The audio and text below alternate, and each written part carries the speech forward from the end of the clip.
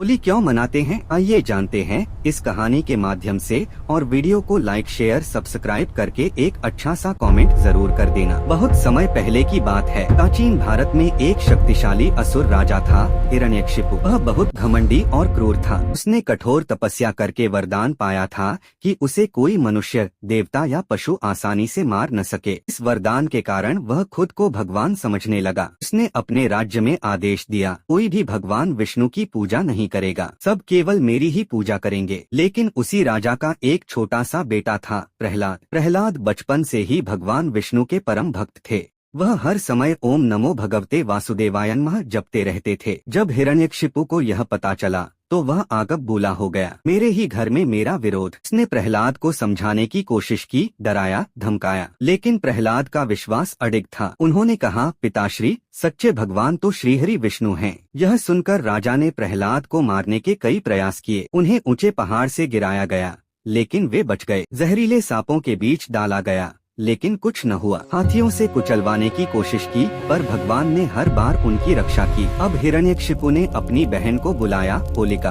होलिका को वरदान था कि वह आग में नहीं जलेगी। राजा ने योजना बनाई, होलिका, तुम प्रहलाद को गोद में लेकर आग में बैठ जाओ, तुम बच जाओगी और यह बालक जल जाएगा। दूसरे दिन विशाल अग्नि प्रज्वलित की गई। होलिका प्रहलाद को गोद में लेकर अग्नि में बैठ गई। चारों ओर लपटें उठने लगीं। लोग भयभीत हो गए, लेकिन प्रहलाद आंखें बंद करके भगवान विष्णु का नाम जपते रहे, ओम नामो भगवते वासुदेवाय नमः। कुछ ही देर में अद्भुत चमत्कार हुआ। होलिका का वरदान व्यर्थ हो गया, क्योंकि वह अहंकार और अन्याय के लिए उपयोग कर रही थी। वह आग में जलकर भस्म हो गई और प्रहलाद सुरक्षित बाहर आ गए। सभी लोग आश्चर्यचकित रह गए। यह बुराई पर अच्छाई की पहली बड़ी जीत थी। लेकिन कहानी यहीं खत्म नहीं होती। हिरण्यकशिपु और भी क्रोधित हो गया। उसने प्रहलाद से पूछा, अगर तेरा भगवान हर जगह है तो क्या वह इस खंभे में भी है? प्रहलाद ने शांत स्वर में कहा, हाँ, भगवान हर जगह हैं। क्रोध में हिरण्यकशिपु ने खंभे पर प्रहार किया। उसी क्षण खंभे से एक अद्भुत रूप प्रकट हुआ, आधा मनुष्य आधा सिंह। वह थे भगवान विष्णु का अवतार नरसिंह। नरसिंह भगवान ने संध्या समय महल की चौखट पर